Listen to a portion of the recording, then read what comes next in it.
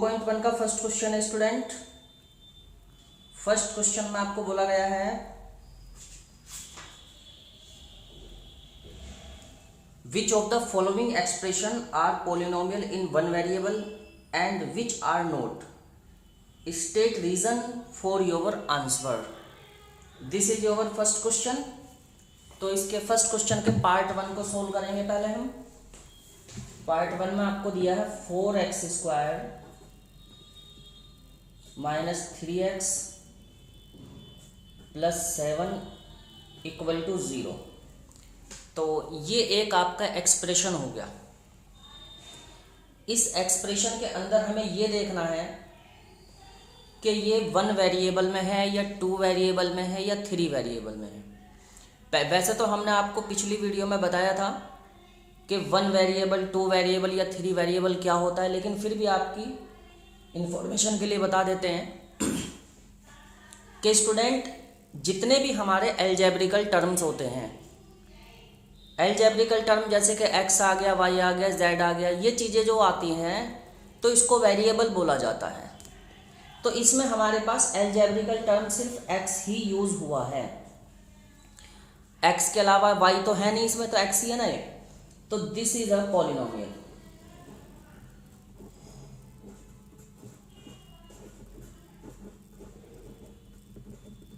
This is a polynomial in 1 variable. तो ये आपका 1 वेरिएबल में एक पॉलिनोमियल है, क्योंकि इसमें सिर्फ x का यूज हो रहा है। x की जगह अगर एक और एल्जेब्रिकल टर्म y का यूज इसमें होता तो ये 2 वेरिएबल में ये होता। अगर क्वेश्चन आएगा ऐसा आपका, क्वेश्चन नंबर 2 में है students y² plus √2, y² plus √2। तो इसमें भी आपका एक सिंगल वेरिएबल y ही है, तो ये भी एक पॉलिनोमियल है। The given expression is a polynomial with 1 variable. तो यहां पर भी हम ऐसा ही लिखेंगे, दिस इज अ पॉलिनोमियल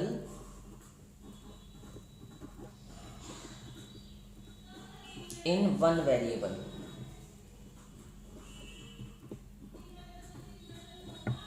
तो आपकी इंफॉर्मेशन के लिए मैं बता देता हूं वेरिएबल कौन होते हैं। वेरिएबल्स आपके होते हैं x वेरिएबल होता है, y होता है, z होता है। ये एल्जेब्रिकल टर्म जो हम यूज़ करते हैं वो आपके वेरिएबल काउंट किए जाते हैं। ये जितने भी टाइप के किसी भी पॉलिनोमियल के अंदर यूज़ होते हैं वो उतने ही वेरिएबल का पॉलिनोमियल बोला जाता है। Question number 3 √t plus t√2। This is not a polynomial. ये आपका पॉलिनोमियल नहीं है। 3√t प्लस t√2 ये लिखा जा सकता है आपका 3t² प्लस t इंटू √2। तो देखिए स्टूडेंट, जब कभी भी कोई भी पॉलिनोमियल होता है तो पॉलिनोमियल के अंदर जो पावर होती है जिसको हम एक्सपोनेंट भी बोलते हैं, तो एक्सपोनेंट एक वोल नंबर होना चाहिए। अगर वो एक वोल नंबर नहीं है तो फिर वो पॉलिनोमियल आपका नहीं काउंट किया जाता है, मतलब वो पॉलिनोमियल नहीं बोला जाता है। तो 3 इंटू t² हो गई है ½ तो यहाँ पर आप देख पा रहे होंगे कि t² जो है वो ये जो इसका t² है ये एक वोल नंबर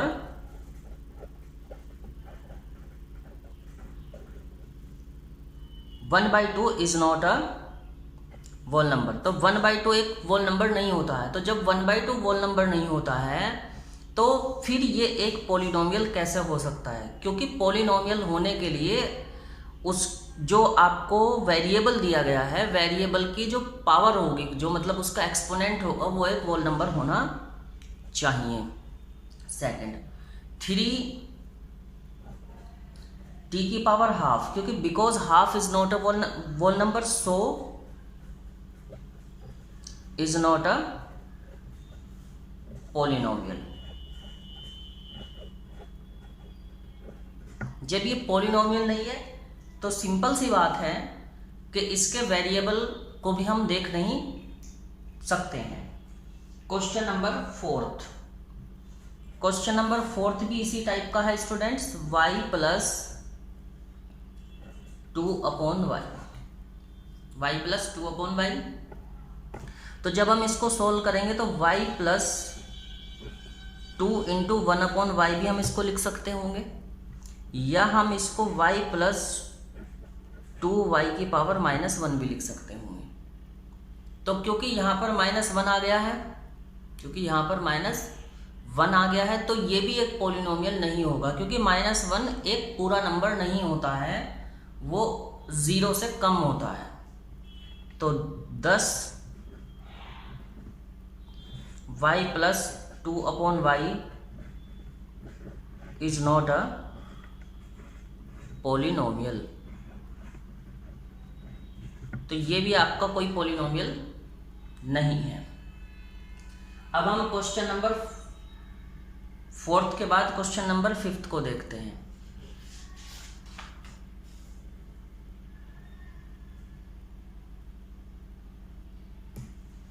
क्वेश्चन नंबर हो गया है 5th क्वेश्चन में कह रहे हैं x की पावर 10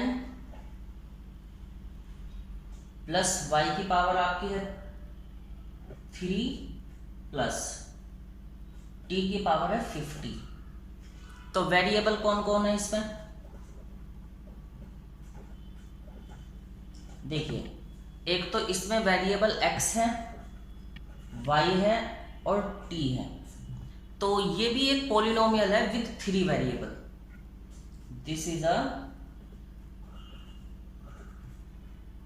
पॉलिनोमियल विद 3 वेरिएबल्स। वो 3 वेरिएबल कौन कौन हुए? x हुआ, y हुआ एंड t हुआ। तो इस तरीके से जो ये क्वेश्चन है आपका x की पावर 10 प्लस y की पावर 3 प्लस t की पावर 50, तो इसमें 3 वेरिएबल x, y और t का यूज हुआ है। तो जो गिवन पॉलिनोमियल है वो आपका एक पॉलिनोमियल है जिसमें 3 वेरिएबल का यूज हुआ है, जो variable x, y and t है। तो लेकिन क्वेश्चन में हमारे से पूछा गया which of the following expression are polynomial in 1 variable. तो first and second are in 1 variable.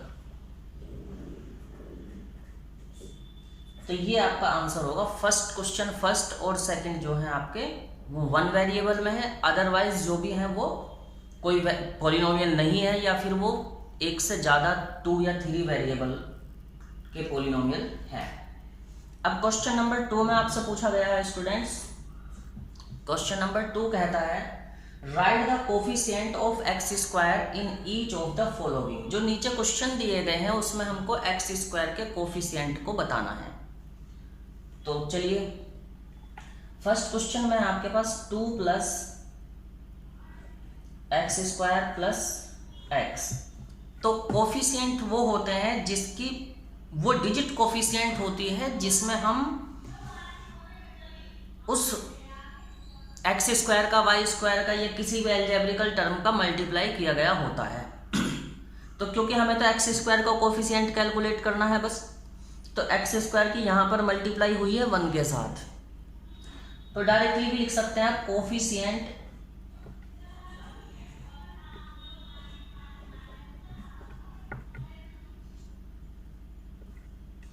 Coefficient of x square equal to 1। तो यहां पर इसका कोफिशिएंट एक्स स्क्वायर का हुआ 1। क्वेश्चन नंबर 2 के सेकंड में देखेंगे हम। सेकंड में कहा गया है 2 minus x square plus x की पावर 3। एक्स स्क्वायर का यहां पर मल्टीप्लाई कितने से हुआ? -1 के साथ हुआ है। तो लिख दीजिए coefficient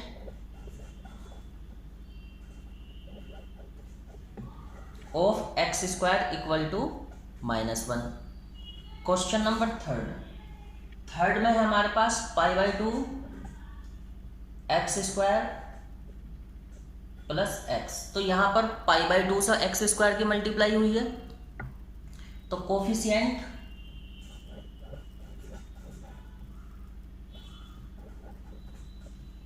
of x square equal to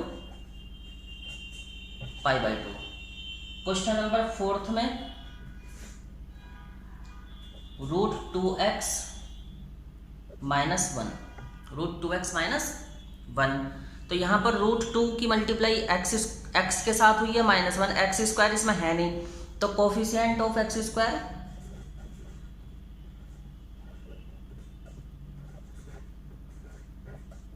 = 0। तो क्योंकि जब इसमें x² था नहीं तो इसलिए उसका कोफिशिएंट हमने 0 लिख दिया है। अब क्वेश्चन नंबर 3 है स्टूडेंट। क्वेश्चन नंबर 3 में पूछा गया है आपसे, give one example each of binomial degree 35 and monomial of degree 100।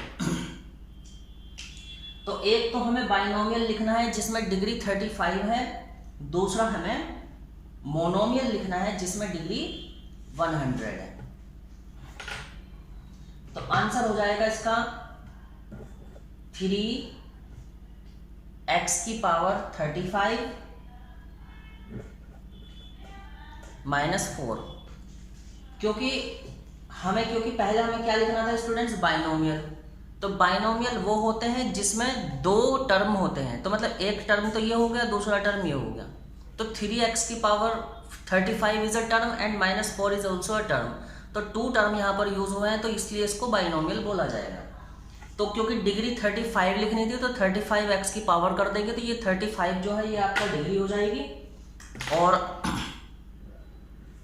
और ये जो -4 है आपका ये सेकंड टर्म हो जाएगा। तो ये फर्स्ट टर्म ये सेकंड टर्म दोनों टर्म को मिला करके बाइनोमियल बन गया है। इसको और अच्छे से समझने के लिए आप पिछले वाले वीडियो को देख सकते हैं जिसमें हमने बाइनोमियल, ट्राइनोमियल, मोनोमियल वगैरह पढ़ाया था।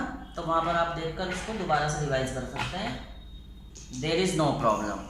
और अब हमें लिखना है मोनोमियल। मोनोमियल वो होते हैं जिसमें सिंगल एक ही टर्म होता है। तो सिंगल एक ही टर्म का हमें क्या करना है, मोनोमियल लिखना है, और उसकी डिग्री हमें करनी है 100। तो डायरेक्टली लिख दीजिए √2y⁴ 100। तो यहां पर हमने y⁴ 100 कर दी। ये इसका आपका फर्स्ट का आंसर हो गया, ये आपका सेकंड का आंसर हो गया। अब क्वेश्चन नंबर 4।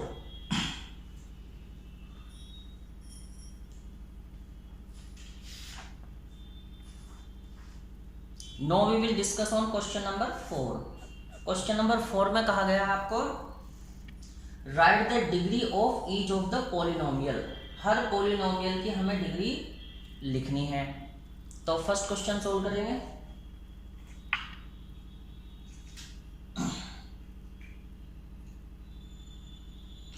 (5x⁵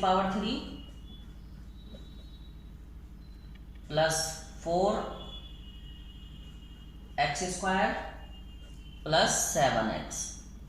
तो इसकी डिग्री हो जाएगी डिग्री ऑफ पॉलिनोमियल = 3। क्योंकि इसमें x की मैक्सिमम पावर 3 है, तो इसलिए ये 3 डिग्री का ही पॉलिनोमियल बोला जाएगा। क्वेश्चन नंबर सेकंड हो गया आपका 4 - y²। तो y की मैक्सिमम डिग्री कितनी है, 2 है। तो ये डिग्री ऑफ पॉलिनोमियल कितनी लिखेंगे हम, 2।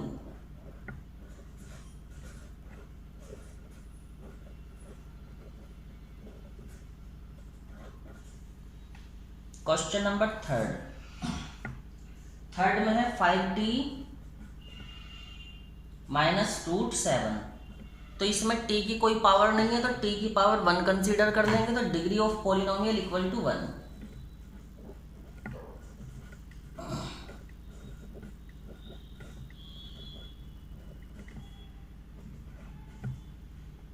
इसी तरह क्वेश्चन नंबर फोर्थ के अंदर आपको 3 दिया हुआ है। तो इसमें जो आपका वेरिएबल होगा, तो वेरिएबल हम इस 3 को हम कैसे लिख सकते हैं, 3x⁴ लिख सकते हैं। तो जिसकी भी पावर 0 हो जाती है वो हो जाता है आपका 1। तो x की पावर 0 है तो डिग्री ऑफ पॉलिनोमियल क्या होगी? 0।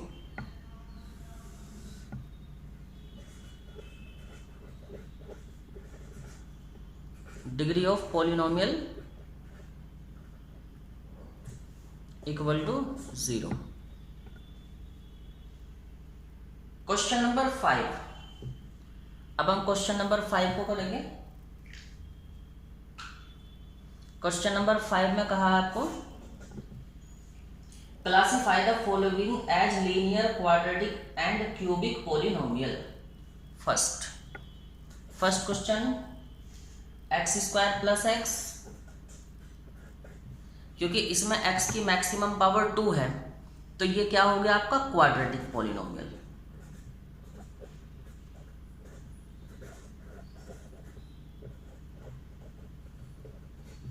अभी इसी तरीके से क्वेश्चन नंबर 2 करेंगे। सेकंड में है x माइनस x की पावर 3, क्योंकि x की पावर 3 है तो ये हो गया आपका क्यूबिक पॉलिनोमियल।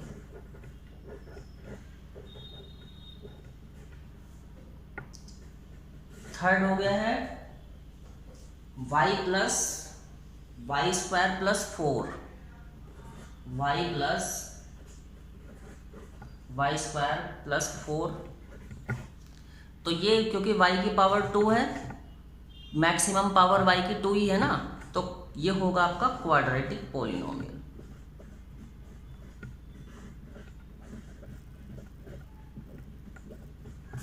Quadratic polynomial.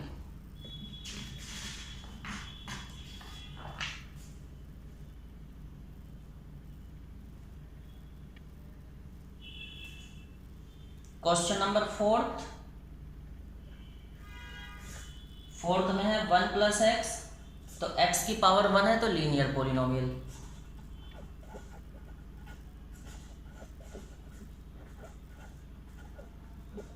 ये हो गया आपका लीनियर पॉलिनोमियल।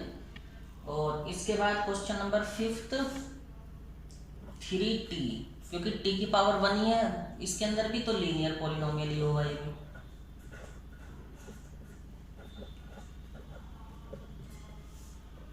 फिफ्थ के बाद क्वेश्चन नंबर 6 में है r की पावर 2, तो r एक आपका वेरिएबल है और इसकी पावर 2 कर दी गई है, तो इसलिए ये क्या होगा आपका?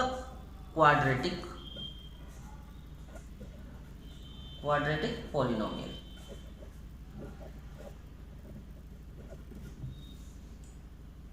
इसी प्रकार क्वेश्चन नंबर आपका हो जाता है 7th में है 7x की पावर 3, तो x की पावर 3 आ गया तो क्यूबिक पॉलिनोमियल।